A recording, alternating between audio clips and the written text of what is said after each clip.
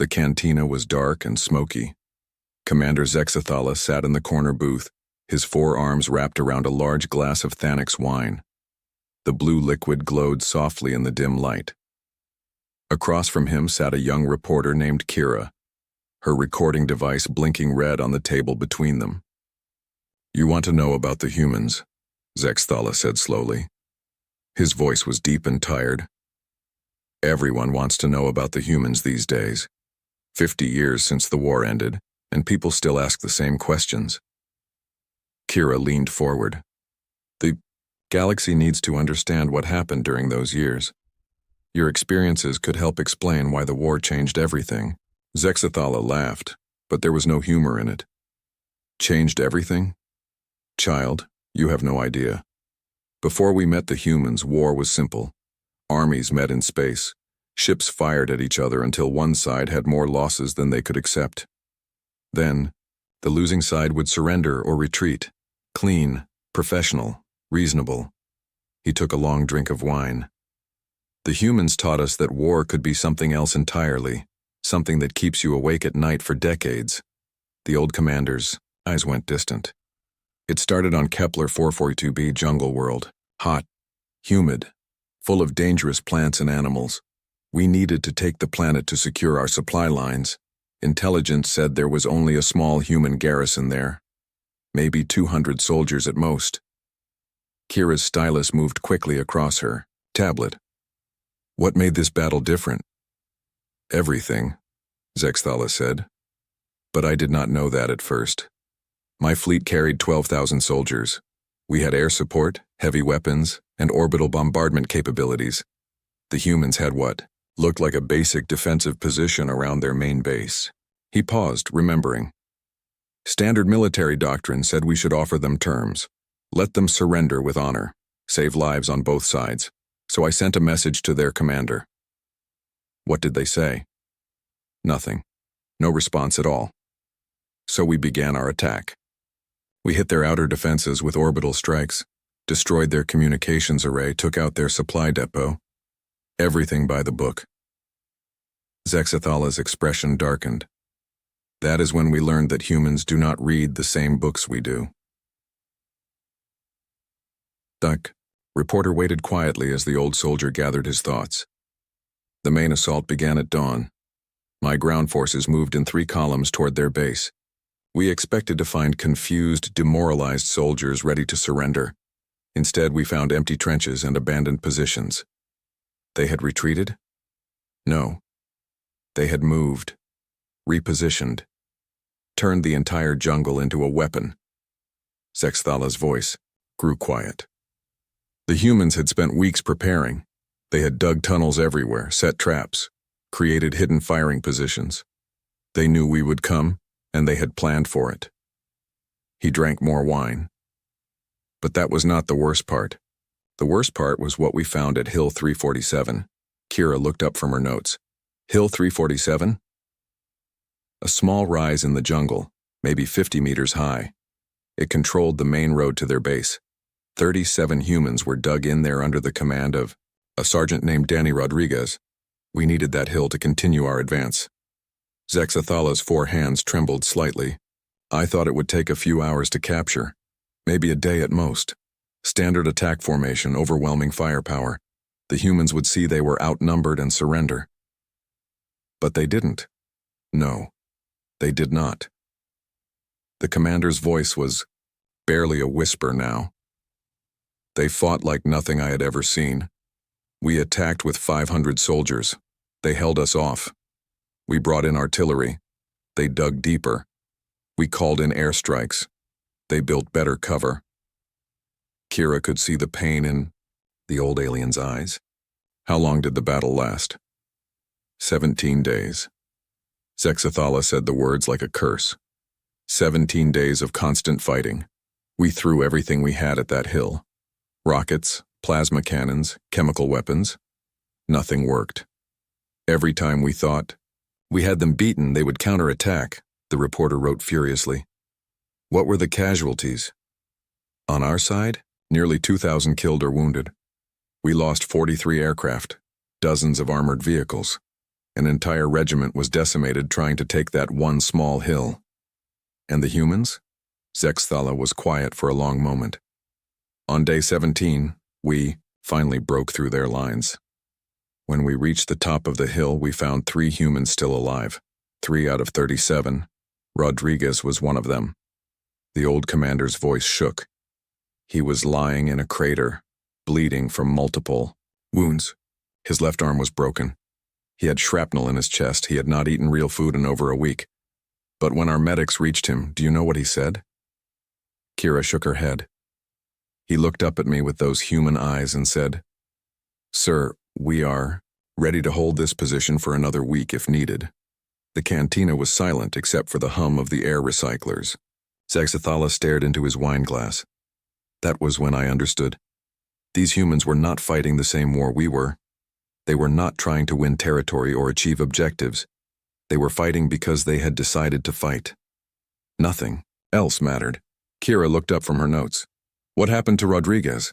We gave him medical treatment, prisoner of war protocols. But he kept asking about his men, the dead ones. He wanted to know if we would bury them properly, if we would send messages to their families. He was more concerned about his dead soldiers than his own wounds. Zexthala finished his wine and signaled for another. I had been fighting wars for 30 years before I met the humans. I thought I understood what soldiers were, what they could do, what they would do. I was wrong. How? So, normal soldiers fight until they cannot win. Then they surrender or retreat. It is logical, it saves lives, it makes sense. The commander's new drink arrived, and he immediately took a large swallow. Human soldiers fight until they cannot fight. There is a difference. The reporter frowned. I do not understand. On that hill we found humans who had continued fighting with broken bones, infected wounds, empty stomachs, no ammunition. They had made weapons from pieces of metal and rock. They had been drinking rainwater and eating tree bark. Several had died from their wounds but had been propped up in firing positions to make us think they were still alive. Zexthala's voice grew distant. Rodriguez told me later that they had discussed surrender on day 12. They had a vote. The vote was 37-0 against surrender, not because they thought they could win. They knew they were going to die. They voted to keep fighting anyway. Why? That is what I asked Rodriguez. He looked at me like I was stupid. Because we are soldiers, sir. This is what we do. The old commander shook his head slowly. I realized then that we were not fighting an army. We were fighting a species that had turned warfare into a form of religion. They did not fight for territory or resources or political goals. They fought because they had decided that fighting was the right thing to do. Kira stopped writing. That must have been terrifying. It was. But it was also the beginning. Hill 347 was just the first lesson. Over the next 4 years, the humans taught us many more things about war, things that still wake me up at night. The reporter looked at her notes. What happened to the rest of the human garrison on Kepler 442b? Zexthala smiled grimly. We eventually took the planet, but it cost us 8 months and nearly half our invasion force. And that was just one small world with 200 human soldiers. He raised his glass in a mock toast. To the humans. They lost every major battle but somehow made us feel like we were the ones being defeated. The cantina grew quiet again as both beings contemplated the implications of that statement. Outside, the trading station hummed with the business of a dozen different species, all of them living in a galaxy forever changed by humanity's refusal to accept defeat. Tell me about the next battle, Kira said softly. Zexthala nodded slowly. The ghost ship incident, that one was even worse. Zexthala ordered another drink and leaned back in his chair. The cantina was getting busier as the station's night shift began. Alien voices mixed together in a dozen different languages, but the commander's attention was focused on memories. From long ago, the ghost ship, he said slowly. 6 months after Kepler 442b, my fleet was patrolling the Vega system. We had learned to be more careful around human positions, more respectful of their capabilities, but this time we thought luck was on our side. Kira adjusted her recording device. What did you find? A human ship drifting in space. No power signatures, no life signs, no communications. It looked like a standard light cruiser that had been badly damaged in battle. The kind of wreck we had seen dozens of times before. The old commander's eyes grew distant. My intelligence officer identified it as the Defiance, commanded by Captain Lisa Monroe. According to our records, the ship had been crippled in battle 3 weeks earlier. All crew presumed dead or evacuated. But you were suspicious? Not at first. It looked exactly like what it appeared to be, a dead ship floating in space. But something felt wrong. The damage was too clean, too precise, like it had been arranged. Zexathala took a drink. My fleet had 8 heavy cruisers and dozens of smaller vessels. This single human ship posed no threat even if it was operational. So I decided to board it. Salvage operations. Maybe we could learn something about human technology. The reporter made notes. Standard procedure? Yes. We sent 3 boarding parties, 60 soldiers total. The ship's airlocks were damaged, so we had to cut through the hull. Everything seemed normal. Too normal. The commander paused, remembering. The first team entered through the engine section. They found exactly what they expected. Dead engines, ruptured fuel lines, blast damage from weapons fire. The second team went through the cargo holds, again nothing unusual. Scattered supplies, some battle damage, a few bodies. Where was the third team? Command section. That was my team. I wanted to see the bridge myself, maybe find their computer cores or communication logs. Zexathala's voice dropped to a whisper. The corridors were dark, emergency lighting only. Our scanner showed no life, signs anywhere on the ship. But I started to notice small things. The bodies we found were positioned strangely. The damage seemed too convenient, like someone had arranged everything. Kira leaned forward. What kind of arrangements? Bodies near doorways where they would be seen immediately. Blast damage that blocked some passages but left others open. Equipment failures that looked accidental but created perfect ambush points. The old soldier's hands shook slightly. I was starting to understand. This was not a dead ship. This was a trap. But by then, it was too late. What happened? We reached the bridge. It was dark except for a few flickering displays. I could see a figure in the captain's chair. At first I thought it was another body. Then she spoke. Zexathala closed his eyes. Captain Lisa Monroe. She had been sitting in that chair for 3 weeks, waiting. Her ship was dying around her, but she was still at her post, the reporter wrote quickly. She was alive? Barely. She was wearing an environmental suit because life support had failed days earlier. She was surviving on emergency rations and recycled water. She looked like she had lost 30 pounds, but her voice was steady when she spoke to me. What did she say? Welcome aboard the Defiance, Commander. I have been expecting you. The cantina noise faded as Zexathala continued his story. That was when I realized how badly we had been fooled. This was not a salvage operation. This was an elaborate ambush that had taken weeks to prepare. Kira looked confused. But you said there were no life signs. Monroe and her crew had been living in environmental suits for 3 weeks. They had rerouted power from life support to create false readings on our scanners. They had positioned the bodies of their dead crewmates to make us think the ship was abandoned. The commander shook his head in amazement. 17 humans had survived the original battle.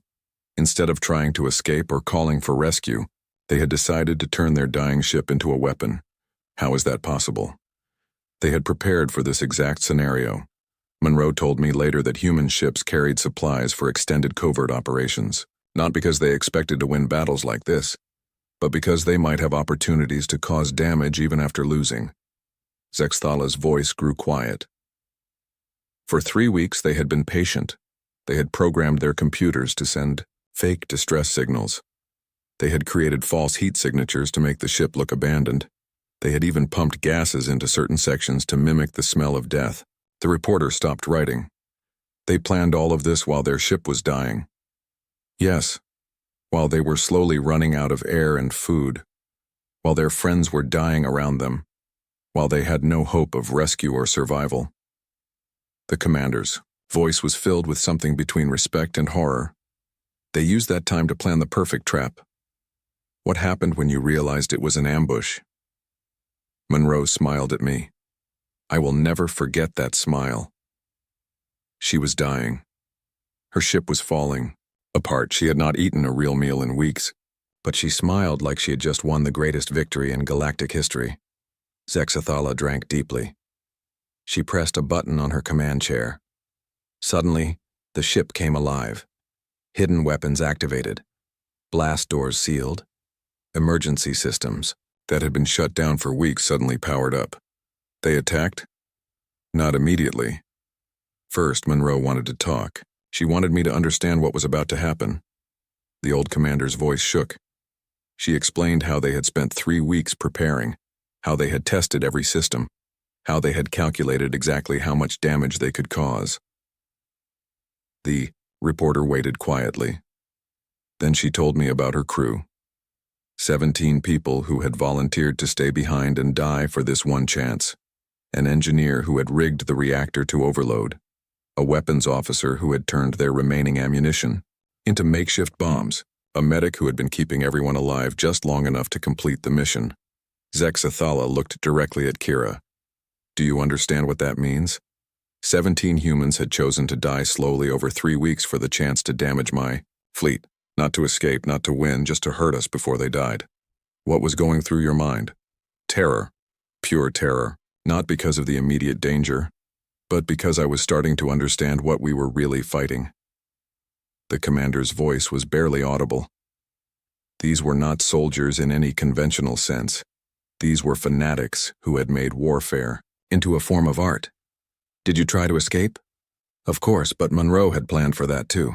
The ship's artificial gravity had been modified to make movement difficult. The corridors we had used to enter were now sealed or blocked. Every exit had been turned into a kill zone. Zexathala paused. But the worst part was Monroe herself. She sat in that captain's chair like she was hosting a dinner party. She asked about my family, my career, my plans after the war, like we were old friends having a conversation. While planning to kill you? While dying herself.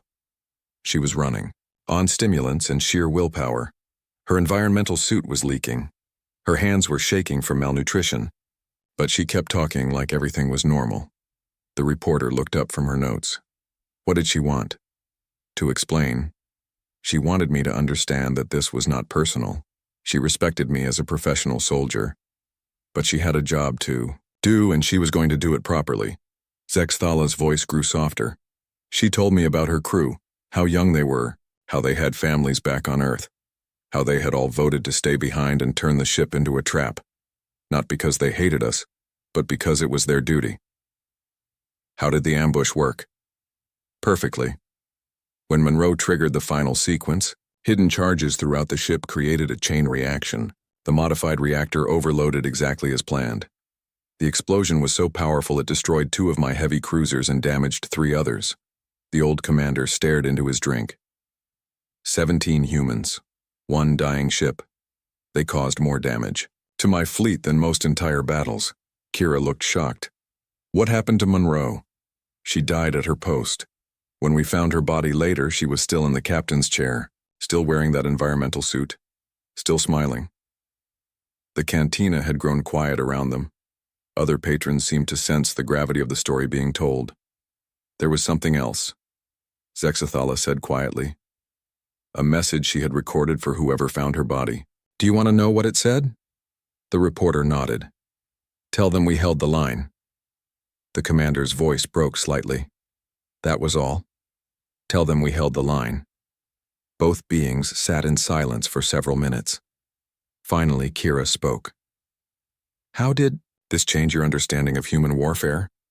Zexathala looked up with haunted eyes. It taught me that humans do not just fight battles. They fight wars that extend beyond life and death. Monroe and her crew had been dead for weeks, but they were still fighting, still causing damage, still holding their line. He raised his glass again. To Captain Lisa Monroe and the crew of the Defiance. They showed us that human defeat could be more dangerous than human victory. The old commander finished his drink and looked at the reporter. Ready for the next story? It gets worse. The cantina was nearly empty now. Most of the evening crowd had moved on to other entertainment. Zexathala sat hunched over his third glass of wine, his forearms wrapped around himself like he was cold. The reporter Kira had been listening for hours, but she showed no signs of fatigue. Not all of my encounters with humans involved direct combat, the old commander said softly. Sometimes the most frightening things happen during what should be peaceful moments. Kira looked up from her notes. What do you mean? Proxima Station. It was a mining facility in the outer rim. Nothing special about it. Maybe 5,000 people living there. Humans had been using it as a supply depot for their fleet operations. Zexathala swirled his wine slowly. We needed to take the station, to cut off their supply lines, standard siege warfare, surround the station, cut off their communications, wait for them to surrender. Should have been simple. But it wasn't. The siege lasted 2 months. That was normal. But what happened inside the station during those 2 months changed how I think about human nature. The commander paused to collect his thoughts. The station commander was reasonable, Captain Helen Barnes. She understood military reality. When it became clear that no relief was coming, she began negotiating surrender terms. Everything was proceeding normally. Kira waited patiently. Then the asteroid field shifted. Pure bad luck. A large rock hit the station's outer ring. Massive structural damage. The medical bay was cut off from the rest of the station, sealed behind collapsed corridors and twisted metal. Zexathala's voice grew quiet. Inside that medical bay was Navy Corpsman Jake Sullivan. He had been treating wounded soldiers from both sides during the siege. Standard military courtesy. We had an agreement about medical neutrality. What happened when the section was sealed off? We expected Sullivan to try to break out, or signal for help, or at least wait for rescue teams to reach him. Instead, he did something that still confuses me. The old soldier looked directly at the reporter. He kept working. Working? The medical bay had 37 patients when the collapse happened. Human soldiers, Viridian prisoners of war, civilian miners who had been injured during the siege. Sullivan was the only medical person left alive in that section. Zexathala drank slowly. He had no way to communicate with the outside. No hope of immediate rescue. The life support systems were failing, but he continued treating patients like nothing had changed. Kira frowned. How do you know what he was doing? Security cameras. The station's monitoring system was still partially functional. We could watch what was happening in different sections. I started paying attention to the medical bay because I was curious about how humans would handle the crisis. The commander's expression grew distant. What I saw there taught me more about human nature than any battle ever could. Tell me. Sullivan worked for 6 days straight. No sleep except for 20-minute naps. No real food because he gave his rations to the patients. No help because everyone else in that section was either wounded or dead. Zexathala shook his head slowly. He performed surgery by flashlight when the power failed. He sterilized instruments with alcohol from the officer's emergency supplies. He made bandages from torn clothing. He even figured out how to jury-rig the broken life support system to keep his patients alive, the reporter wrote quickly. What about the Viridian prisoners? That was the most amazing part. Sullivan treated them exactly the same as human patients. He gave them the same level of care, the same attention, the same resources, even though they were enemy soldiers. Kira looked up. Why would he do that? I asked him that question later. His answer was simple. They were patients, sir. That's all that mattered. Zexathala's voice carried a note of wonder. On day 3, one of the Viridian prisoners died from his injuries. Sullivan spent 2 hours preparing the body according to Viridian funeral customs.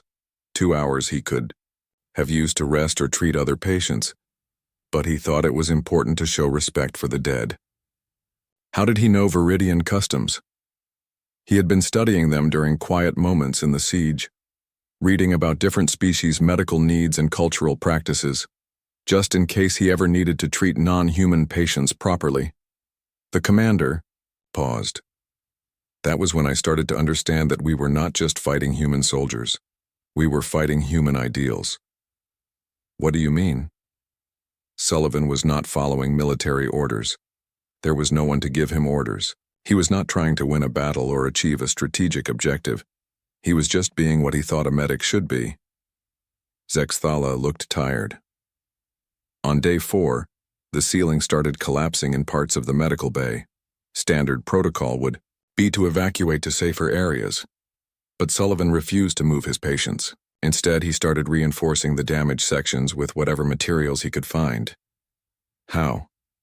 Metal bed frames became support beams. Medical equipment was repurposed into structural braces. He even used his own body weight to hold up a sagging section of ceiling while he worked on a patient underneath it. The reporter stopped writing. That sounds impossible. I watched it happen. Hour after hour, Sullivan would position himself to support part of the collapsing structure while he treated someone. His back must have been screaming in pain, but he never stopped working. Zexathala's voice grew softer. On day 5, he ran out of proper medical supplies, so he started improvising. He used electronics components to build a basic heart monitor. He made IV tubes from plastic tubing and improvised connectors. He even figured out how to purify water using the station's recycling systems. Where did he learn to do those things? He didn't. He was inventing solutions as he went along, making it up based on basic principles and desperate necessity. The old commander shook his head. But the most incredible thing was how he treated the conscious patients. He talked to them constantly, asked about their families, their homes, their hopes for after the war. He made sure they knew they were not forgotten. Kira looked up from her notes. Even the enemy soldiers? Especially the enemy soldiers. He seemed to understand that they were scared and far from home. He learned basic phrases in our language so he could comfort them. He asked about Viridian culture and customs so he could make them feel more comfortable. What happened on day 6? That was when we finally broke through to the medical bay. It took enormous effort. Cutting through twisted metal, clearing debris, rerouting around damaged sections, we expected to find chaos, death, desperation. Zexathala was quiet for a long moment. Instead, we found Sullivan at his makeshift desk, updating patient records by hand. Every single patient was alive, all 37 of them, including the Viridian prisoners. How did they look? Sullivan had lost maybe 30 pounds. His hands were shaking from exhaustion. His uniform was torn and dirty. He could barely stand without support. But when he saw us, he stood up and saluted. The commander's voice broke slightly. Then he gave us a complete medical report on every patient, their conditions, treatment plans, medication schedules, everything organized and professional, like he was handing over a shift at a normal hospital. What did he say?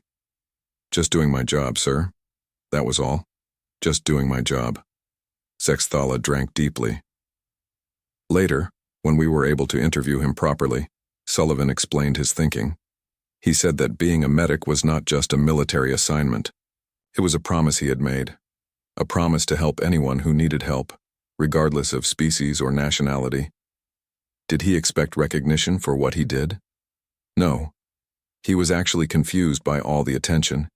He kept saying that any medic would have done the same thing. He genuinely could not understand why people thought his actions were unusual. The reporter looked shocked. He thought 6 days of improvised medicine in a collapsing building was normal. That was the most frightening part. Sullivan was not trying to be a hero. He was not making a grand gesture or proving a point. He was just being what he thought a human medic should be. Zexthala's voice grew quiet. I realized then that we were not fighting an army with unusual tactics. We were fighting a species that had different basic assumptions about what normal behavior looked like. How so? For Sullivan, abandoning patients was literally unthinkable. Not because he was brave or noble, but because it went against his fundamental understanding of what it meant to be a medic. He could no more leave those patients than he could stop breathing. The old commander stared into his glass. That level of commitment to duty, even when no one is watching, even when There is no reward, even when it might cost your life. That is not training. That is not military discipline. That is something deeper. Kira wrote silently for several minutes. Finally, she looked up. What happened to Sullivan? He was transferred back to human space as part of a prisoner exchange. But before he left, he spent 3 days training our medics on the improvised techniques he had developed. He wanted to make sure we could properly care for the patients he was leaving behind. The Viridian prisoners? Yes, he was worried about them. He made us promise to continue their treatment according to the plans he had written. He even left detailed notes about each patient's personality and preferences, so we could keep them comfortable. The cantina was almost empty now. Only a few late-night drinkers remained at the bar, their conversations muted and distant. Zexathala sat slumped in his chair, 4 empty glasses lined up in front of him. His eyes were red and tired, but his voice remained steady. Titan Base, he said quietly. That name still gives me nightmares. If you want to understand why the war changed everything, you need to hear about Titan Base. Kira looked up from her notes. Her recording device had been running for hours, but she showed no signs of stopping. What made it different? It was the last major human stronghold in the Outer Rim, a mining colony that had been converted into a military fortress. Intelligence said it held critical strategic data about human fleet movements and supply lines. Zexathala picked up his 5th glass of wine with shaking hands. Taking that base was essential for our final victory. High Command assigned me 3 full battle groups, 50,000 soldiers, orbital bombardment platforms, everything we needed for a quick, decisive assault. How many humans were defending it? 800 soldiers under Colonel Rita Hayes, plus about 200 civilians. Military families mostly, children and spouses who had not been evacuated. The old commander's voice grew quiet. We expected the siege to last maybe 2 weeks. Standard tactics: cut off supplies, destroy their defenses, offer surrender terms. Hayes was a reasonable officer. She would see the tactical situation and make the logical choice. Kira waited silently. The siege lasted 4 months and 17 days. 137 days of the most brutal warfare I have ever experienced. And the worst part was that the humans were not trying to win. They were trying to make us pay for every meter of ground. What do you mean? Hayes had been preparing for this siege for years, not months, years. She had been stockpiling supplies, building hidden defenses, training her people for extended resistance. She knew that eventual defeat was certain, but she was determined to make that defeat as costly as possible. Zexathala drank slowly. The base was built into a series of underground tunnels and reinforced bunkers. Every corridor was a potential kill zone. Every room was fortified. Every entrance was booby-trapped. Hayes had turned the entire facility into a 3-dimensional maze of death.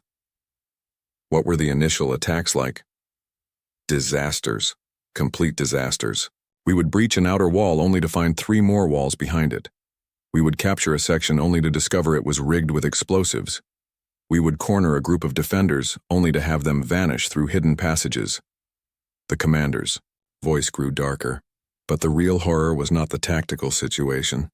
It was watching how the humans adapted to impossible circumstances. How so?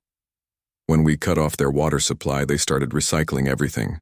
When we destroyed their food storages, they began growing plants in underground gardens. When we knocked out their power generators, they rigged exercise bikes to create electricity. Zexathala looked directly at Kira. These people were not just surviving under siege conditions. They were thriving. They were treating the whole situation like an interesting problem to solve. What about the civilians? That was the most disturbing part. Hayes had not evacuated the families because they were part of her defense plan. Not as hostages or human shields, but as active participants. The reporter stopped writing. Children were fighting? Not directly. But they were contributing. 10-year-old kids were running messages through tunnels too small for adults. Teenagers were helping with equipment, maintenance, and medical care. Even the youngest children were helping with food preparation and supply management. Zexathala's voice shook. Hayes had prepared her people for this siege by making it a community effort. Everyone had a job. Everyone was essential. Everyone. understood that they were fighting for something bigger than themselves. What was their morale like? That was what kept me awake at night. They were happy, not grim or desperate or fearful. They were actually enjoying themselves. They treated the siege like a challenging game that they were determined to play better than anyone had ever played it before. The old commander paused. I remember watching through our surveillance equipment as human families gathered for dinner. In the mess halls, they would sing songs, tell jokes, celebrate birthdays and anniversaries, like they were on vacation instead of slowly dying in a hopeless military situation. How did that affect your soldiers? It was devastating for morale. My troops expected to be fighting desperate, demoralized enemies. Instead, they were facing people who seemed genuinely excited about the challenge of holding out longer than anyone thought possible. Zexathala drank again.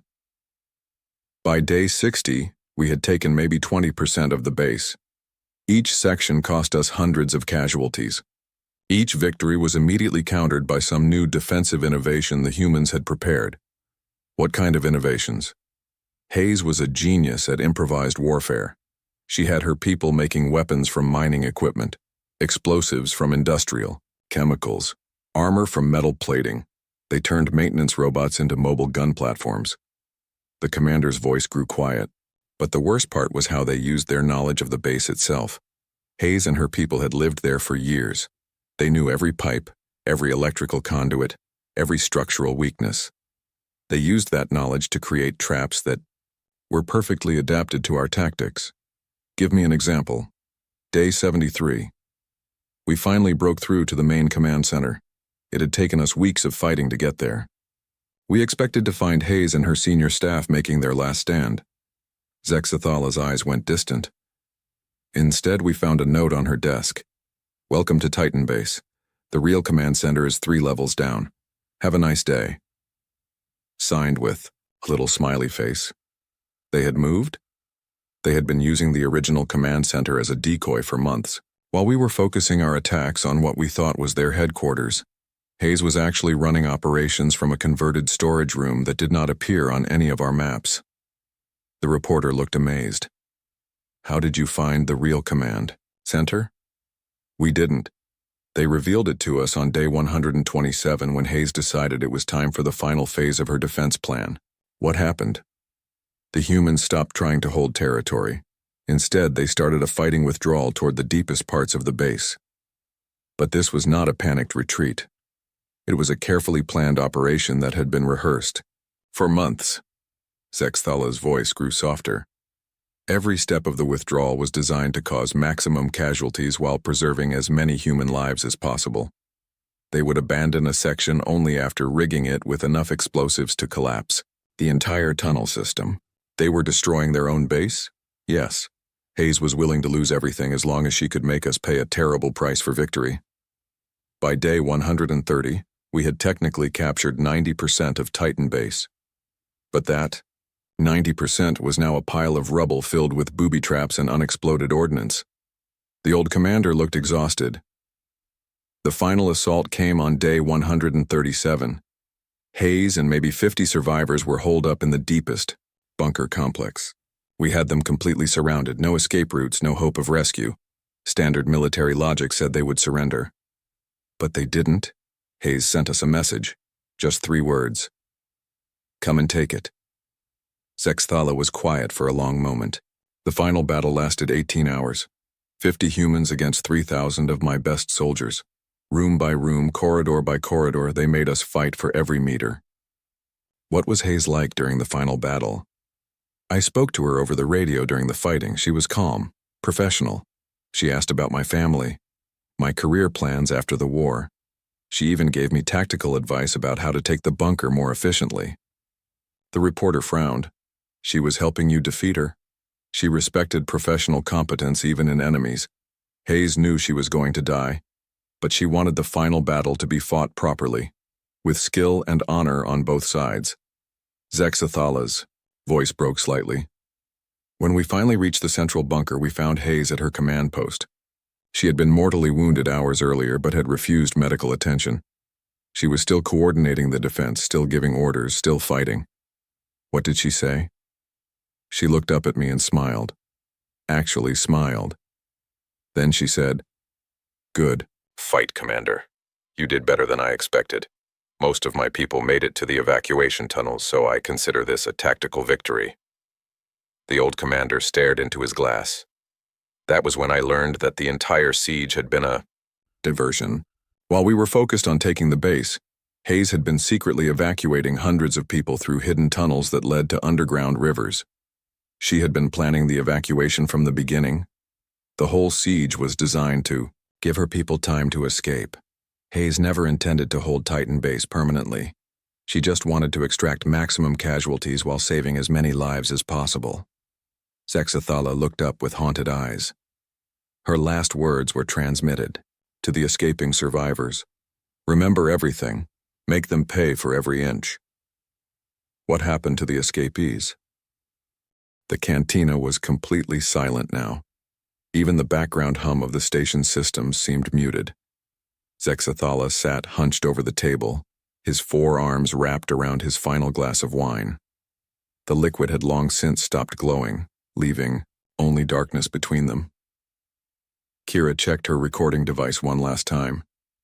"You said the final story would explain why the war really ended. I thought your people won." The old commander looked up with eyes that had seen too much. "That is what everyone believes. That is what the history books say. The Viridian Alliance achieved total military victory over human forces. We captured their major colonies. We destroyed their fleets. We forced them to sign surrender agreements." He paused, drinking slowly. "But I was there for the peace negotiations. I heard what the humans really said, and I understood that we had not won anything at all." "What do you mean?" "The war lasted 7 years. 7 years of the most brutal, costly fighting in galactic history. By the end, both sides were exhausted. We had lost over 2 billion soldiers. Entire star systems had been depopulated. The galactic economy had collapsed under the weight of total warfare." Zexthala's voice grew quiet. "My own fleet had been reduced from 12,000 ships to fewer than 300. Most of my friends were dead. My home world had been bombed so many times that nothing grew there anymore." Kira wrote silently, sensing that interrupting would break the spell of memory. But the humans were in even worse condition. Their main colonies had fallen. Their government had been scattered. Their military was reduced to scattered insurgent groups hiding in asteroid fields and dead systems. The commander looked directly at the reporter. "So when they asked for peace negotiations, we thought we had finally broken them, finally convinced them that continued resistance was hopeless. Weren't they broken?" "That is what we thought. The negotiations took place on neutral ground, a space station in the Centauri system. I was part of the Viridian delegation because of my extensive experience fighting human forces." Zexathala drank again. "The human delegation was led by Admiral Kate Bishop. I had heard of her. She had been responsible for several major human victories early in the war. A competent officer, but nothing special." "What was your first impression of the negotiations?" "Strange, very strange. We expected to be dictating surrender terms to a defeated enemy. Instead, Bishop and her people acted like they were negotiating a business deal between equals." The mime. Old commander's voice carried a note of confusion that had never faded. "They did not act defeated. They did not apologize for the war. They did not beg for mercy. They sat down at that table like they had every right to be there." "What did they want?" That was the first shock. They were not asking for mercy, they were demanding territorial concessions. They wanted us to withdraw from certain systems. They wanted prisoner exchanges. They wanted guarantees about treatment of human civilians in occupied territories. Zexathala shook his head slowly.